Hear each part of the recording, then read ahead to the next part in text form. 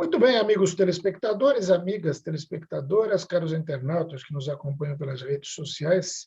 E agora a gente vai falar de política. Eu tenho a honra e a satisfação de receber para esse bate-papo o Rafael Rezende, que é do Movimento Livres de Santo André. Primeiro, Rafael, muito obrigado por atender o pedido da entrevista. Imagina, Joaquim, prazer é todo meu, eu que agradeço e estou aqui à sua disposição. Maravilha. Rafael, dá para você contar para a gente, para os telespectadores, em rápidas palavras, de uma forma resumida, o que é o Livres? Ótimo. O Livres nada mais é que um dos vários movimentos de renovação política existentes atualmente no Brasil. Esses movimentos começaram a nascer principalmente ali a partir daquelas grandes manifestações de junho de 2013, à época pedindo, entre outras coisas, pelo impeachment da então presidente Dilma Rousseff. E o Livres é um movimento de renovação política suprapartidário, ou seja, nós temos membros do movimento em diversos partidos, né? Na grande maioria, partidos mais alinhados ao centro, tá? Nós fugimos um pouco dos extremismos, tanto de direita quanto de esquerda, e defendemos o que nós chamamos de liberalismo por completo, tá? Que é o liberalismo econômico e o liberalismo também nas questões de costumes e questões sociais também. Hoje somos o único movimento no Brasil que defende essa vertente do liberalismo, né? Que é o liberalismo por completo. Temos alguns outros movimentos que defendem até a liberdade econômica, mas são um pouco mais conservadores nas questões dos costumes. Então, nesse sentido, o Livres hoje é um movimento único, né, atualmente no Brasil.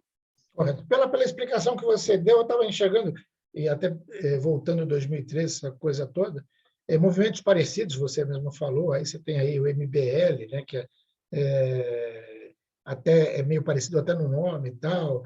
Depois surgiu na política o Partido Novo, que também, na prática, a gente tem visto aí que não tem umas práticas tão novas quanto o nome propõe, mas vocês têm alguma certa semelhança aí ou não?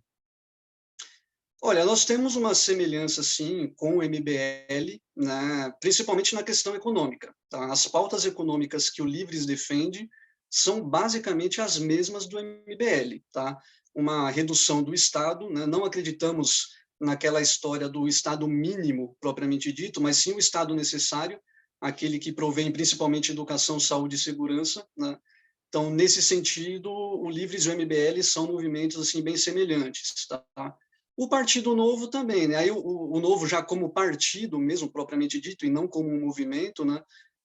É um partido que também eu acompanho bastante o trabalho dos parlamentares do Novo, principalmente a nível federal, e a gente vê uma luta deles por essa questão da liberdade econômica, né? A redução de burocracia para os empreendedores, principalmente pequenos e médios, que são os responsáveis pela maioria dos empregos no país, e daí por diante. Tá? Mas são essas as semelhanças, né? Quando a gente parte para as questões mais sociais, aí surgem as divergências, né? Principalmente com relação ao conservadorismo, né? Tanto o MBL quanto o Novo tem essa vertente mais conservadora nos costumes, enquanto nós, se for fazer um comparativo com o cenário brasileiro, né, a gente pode dizer que nas questões de costumes nós estamos mais à esquerda. Tá? Legal. O Livres está mais à esquerda. Legal. Agora me surgiu uma questão, eu queria até ver como é que você se coloca aí. Quando você fala do liberalismo por inteiro, liberalismo completo. Porque o ministro da Economia, Paulo Guedes, foi vendido durante a campanha de 2018 e ainda é colocado como um representante do liberalismo. E a gente vê que, na prática, no social nem se fala, mas mesmo no campo econômico ele foge, está muito distante do que seria a ideia do liberalismo. Ao mesmo tempo, hoje a gente vê, estamos gravando essa entrevista na sexta-feira, 19 de novembro, eu sempre falo isso porque a política é como as nuvens, né? Você fala uma coisa hoje, daqui a 5 minutos é outra coisa.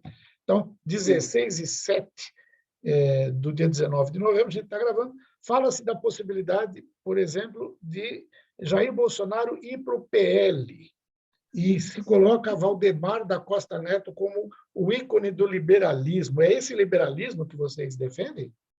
Não, de jeito nenhum, de jeito nenhum. Primeiro porque isso para nós, Joaquim, não é nem liberalismo.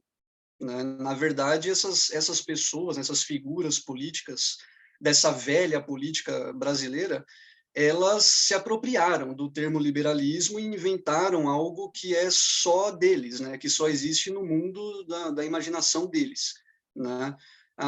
O Paulo Guedes mesmo, o Paulo Guedes é um cara que teve uma trajetória, de fato, como um economista com uma vertente liberal, né? Principalmente nas instituições privadas em que ele trabalhou antes de ser ministro, mas a gente vem dizendo que o Paulo Guedes, infelizmente, é uma daquelas pessoas que se rendeu ao bolsonarismo. Tá? Por qual motivo, não temos como afirmar. Né? Não podemos acusar ninguém de absolutamente nada, apesar de ser estranho que o ministro da Economia tenha investimentos em offshores, em paraísos fiscais, enfim. Né? Mas isso são acontecimentos que nos dão o direito de desconfiar de algo, mas não de afirmar que a pessoa é ou não é honesta ou desonesta. Né? E com relação ao PL, assim, primeiro que o PL, né, essa sigla que é a abreviação de Partido Liberal, é absurdo, né, porque o PL de liberal não tem absolutamente nada. Tanto que o PL, na sua primeira versão, lá, fundado na década de 90, foi parte da base dos governos Lula, tanto no primeiro quanto no segundo governo. Se eu não me engano, no primeiro mandato da presidente Dilma também o PL estava lá.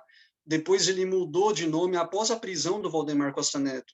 Ele mudou de nome, foi para Partido da República, deixou de ser PL para PR, e aí, coincidentemente, depois que Bolsonaro ganhou a eleição de 18, o partido voltou a se chamar Partido Liberal. Né? Então, é assim, quando o governo é de direita, eu sou liberal, quando é de esquerda, eu sou republicano, ou algo desse tipo. Não faz o menor sentido. Né? E o que mais nos choca, além deles não defenderem o liberalismo, né, porque o intervencionismo do governo Bolsonaro, inclusive do Paulo Guedes, em todos os aspectos praticamente hoje do governo, é absurdo. Vídeo Enem, o que está acontecendo com o Enem agora também, que talvez seja o escândalo mais recente de interferência ideológica, né, em algo que deveria ser totalmente técnico. Então, não tem o menor cabimento. E outra, Bolsonaro, que se dizia liberal e que se dizia defensor do combate à corrupção, com todo respeito, se aliar a um bandido, comprovadamente, né, o Valdemar Costa Neto, nós podemos afirmar que é um bandido porque ele foi condenado na justiça. Ele esteve preso durante um tempo, depois ganhou a liberdade, enfim. Mas não dá, não tem como aceitar. Então, isso não é liberalismo. Né? O liberalismo que esse pessoal prega não é liberalismo e, com certeza, não é o liberalismo que nós defendemos. Correto. Enquanto você falava isso, eu lembrava de um trecho de uma peça de teatro do João Cabral de Melo Neto, clássica, né, que é A Morte e Vida Severina, e tem um trecho lá que dois coveiros estão conversando na porta do cemitério, falando que o cemitério daqui é melhor que aquele, o cemitério que... E aí um dos coveiros diz o seguinte, que aqui se enterram os generais, os coronéis, os liberais que não liberaram jamais. Eles estão mais para essa linha dos liberais que não liberaram jamais. Né? Agora, Rafael, Exato. você é de Santo André, né? Isso. Legal. Isso. E eu estou sabendo que você é pré-candidato a deputado federal aí em 2022, isso é verdade? Você está trabalhando essa pré-candidatura, é isso? Exatamente, exatamente. Nós começamos a trabalhar essa pré-candidatura já faz cerca de 3 meses, né? Inicialmente montando o time, né, de voluntários, são todos voluntários, todas as pessoas que fazem parte, inclusive, desses movimentos de renovação são voluntários, né, estão aqui por apoiar mesmo, por defender as ideias, né, e muito também por conta da situação que o país vive atualmente. Eu fui pré-candidato em Santo André, inicialmente a prefeito para a campanha de 2020, né, chegamos a pontuar até em algumas pesquisas, estava sendo um projeto bem interessante.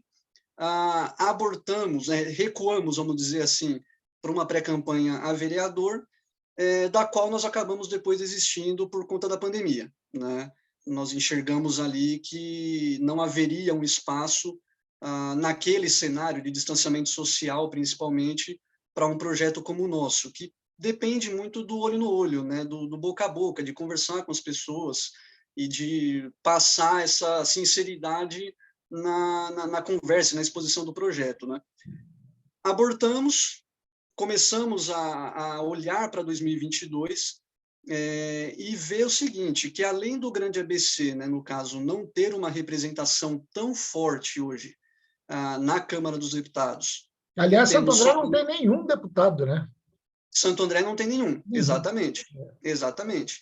E nós temos aqui o nosso vizinho Alex Manente, de São Bernardo do Campo, que inclusive também é membro do Movimento Livres, é associado também do Livres, é nosso parceiro de movimento, que vem fazendo um trabalho bem interessante, inclusive na questão do combate à corrupção, né, está sendo um cara bem ativo, né, nessa questão, mas nós entendemos que, primeiro, a região precisa de maior representatividade, porque o PIB do Grande ABC é um dos maiores do Brasil, né, um dos maiores da América Latina, inclusive, é uma região politicamente importante, historicamente também, né, e que vem também com uma política viciada nesses últimos anos, com uma certa dificuldade em buscar renovação também dos seus quadros, né, principalmente em cargos um pouco mais altos, vamos dizer assim, né, prefeitos, deputados, daí por diante.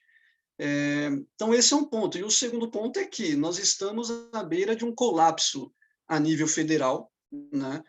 Se é que esse colapso já não chegou, enfim, até abrindo um parênteses, né, muitos bolsonaristas diziam que é para a gente tomar cuidado para não virar Venezuela. E estamos virando, né? Realmente estamos virando. Ir no supermercado hoje é uma tortura, né? Então, nós avaliamos que nesse cenário dessa divisão, né, entre esquerda e direita, entre Lula e Bolsonaro, né, estamos trabalhando na defesa de uma terceira via. Mas, se essa terceira via não surgir e o Brasil cair novamente nas mãos ou de Bolsonaro ou de Lula, nós precisamos ainda mais de renovação no Congresso Nacional, tá? Por conta da fiscalização de corrupção, de mensalões, né, que nós já vimos agora também que não acontece só com o PT, também acontece com outros governos, vídeo atual, né? Então, nós precisamos, assim, muito de uma renovação na Câmara dos Deputados. A própria votação na semana passada da PEC dos precatórios foi uma demonstração clara de que, em 2018, houve uma renovação interessante na Câmara dos Deputados. Foi, inclusive, a eleição com um recorde de renovação. Mas uma coisa é renovar nomes, caras, né? Outra coisa é renovar atitudes. Hoje nós temos lá, entre 513 deputados, nós temos, no máximo, 40 que foram eleitos realmente com viés de renovação e que estão desempenhando um trabalho de renovação, né? Aquela ideia de não defender lado A ou lado B, defender o que é certo, né? De forma técnica, baseada em dados, né? Você citou aí Então, o Alex Manente e, ao mesmo tempo, falou da terceira via. Eu tenho visto várias postagens, faz tempo que eu não converso com o Alex, estou até para fazer uma entrevista com ele, e ele tem defendido, de uma forma até enfática, a candidatura do ex-juiz Sérgio Moro a presidente da República. Você acha que o Sérgio Moro seria uma opção de terceira via nesse quadro aí, ou também não é isso aí? eu tenho restrições com relação ao Sérgio Moro, tá? Mas também muito no campo de que eu não tenho como acusá-lo de absolutamente nada, tá? Mas a condução da Lava Jato, né, do processo da Lava Jato, e logo depois ele ter se tornado aquela coisa, você prende o Lula e aí depois você vira ministro da Justiça do principal adversário político naquele momento já do Lula, do PT, enfim, da esquerda de uma forma geral, né? Eu achei algo meio estranho, tá? Eu achei uma mistura de justiça com política que não me agrada, tá? Assim, sendo bem sincero, não me agrada. Por outro lado, o Moro também saiu do governo Bolsonaro denunciando interferência do presidente na Polícia Federal, entre outras coisas, né? Então, eu fico na dúvida se o Sérgio Moro é simplesmente um cara honesto, que entrou no meio político sem muita experiência, no meio mesmo, e aí, de fato, se surpreendeu com o que encontrou lá, né? Ou se ele pode ser mais um aproveitador, que primeiro eu prendo um, depois eu queimo o outro, para depois eu ser o presidente, entende? Então, eu tenho essa certa restrição. Mas, dos nomes colocados, hoje eu não diria não apoio o Moro. Muito pelo contrário. Agora que ele se colocou como pré-candidato, de fato, né, após a filiação ao Podemos, estou até acompanhando de uma forma mais detalhada o dia a dia dele agora, quais são as ideias. Eu já vi que ele já está começando a se preocupar com a economia, disse que é liberal na economia, então é um nome que pode ser interessante, mas não foi seria se um basear no preferido. Afonso Celso Pastore, que foi ministro do governo militar do general Figueiredo, né? Pois é, pois é. Então já começa. É aí que eu falo, né? Por que não seria melhor a gente começar a pensar o país de forma técnica e não tão ideológica? Nada contra os militares, Não, muito não, pelo contrário, né? só estou dizendo que Mas assim, não combina bem com o discurso, né, no primeiro momento. exato, exatamente. E outra, como é, assim, se você puder avaliar, a gente está indo, eu queria fazer essa entrevista em 15 minutos, mas o papo está bom, está esticando. Você tem uma análise, por exemplo, ainda que rápida, da gestão Dória e da possibilidade de o Dória ser presidente? O que você acha disso? O Dória, para mim, ele tem um mérito enorme, tá? Enorme, de ter corrido atrás da vacina, que a priori deveria ser algo feito pelo governo federal, né? E não foi feito. Isso ficou muito claro na CPI da pandemia, né? Os e-mails, os famosos e-mails da Pfizer que não foram sequer respondidos pelo governo federal. Então, o Dória tem um mérito muito grande nisso. Querendo ou não, a economia do estado de São Paulo, apesar de ter sofrido, lógico, como todo o país sofreu, né? O planeta sofreu de uma forma geral, é uma economia que vem dando sinais de recuperação em passos acelerados em comparação com outras regiões, com outros estados do Brasil, né? Muita gente pode considerar que, mas é fácil, porque São Paulo é um estado rico. Tudo bem, eu até coloco isso na conta, né? Mas não adianta você ter um estado rico e colocar qualquer um para governá-lo, para administrá-lo, porque já está comprovado, né, que um mau gestor consegue destruir coisas em pouquíssimo tempo, né? Um mau gestor consegue pegar algo muito bom e destruir do dia para a noite, tá? Correto. Bom, então, em É igual a resumo, história você não é daqueles que dizem que ele quebrou a economia do Estado com a história do fica em casa, né? Eu, particularmente, acho um absurdo essa teoria, mas tem até empresários que defendem isso, né? Sim. Não, o fique em casa, é assim, Joaquim, eu sou um cara que eu prezo muito pela vida, tá? Em primeiro lugar. Qual o maior patrimônio que eu e você temos? É a nossa vida, tá? Nós estamos aqui conversando porque atravessamos uma pandemia, já 1 ano e meio praticamente de pandemia, e, graças a Deus, estamos aqui vivos, tá? Morto não trabalha. Sim. Morto não trabalha, morto não produz nada, né? A economia se recupera. O que falta no Brasil é o senso, primeiro, de coletividade, de entender que agora é um momento de todo mundo se ajudar, e isso também passa pelo governo. Nesse sentido, eu vejo que o governo Dória tem feito a parte dele, tá? Durante um período em que o governo federal estava pagando o auxílio emergencial, o estado de São Paulo também ajudou economicamente alguma parcela da sociedade, principalmente empreendedores, tá? Pequenos, microempreendedores, que eu, inclusive, tenho contato, sou empreendedor também da área de marketing, que tiveram o apoio do governo. Agora, não tinha como passar por uma pandemia de forma ilesa. Todo mundo ia perder, Com entendeu? certeza. Alguns perderam dinheiro, outros perderam vidas, outros perderam familiares, amigos. Eu duvido, Joaquim, que você encontre hoje no Brasil uma pessoa que, no círculo de convivência dela, mesmo que seja um pouco mais afastado, que não conheça alguém que morreu por Covid. Com Tá? certeza. Temos mais Não de 600 existe. mil mortos, né? Então, isso aí mostra muito. Exato. Rafael, Exatamente. hoje você não está afiliado a nenhum partido político. Lógico Não, que ainda para não. disputar a eleição, se a tua pré-candidatura está em campo, você vai ter que se filiar. Isso você tem prazo aí no começo de abril para se filiar, né? Até abril. Mas você já pensa, já namora, já que o termo agora é noivar com partido, casar com partido, você já está namorando, ou pelo menos está flertando com algum partido? Olha, não dá para dizer que é namoro ainda. Vamos dizer que é um flerte, né? É. Ou como o meu pai dizia, é uma paquera ainda, né? Não dá para dizer que é um namoro. Mas, assim, um dos pontos que eu tenho avaliado muito é o campo de centro, né? Eu vou, com certeza, me filiar a um partido que esteja alinhado ao centro e, preferencialmente, né, defendendo uma candidatura presidencial de terceira via, né? Eu ainda não sei se essa terceira via será unificada.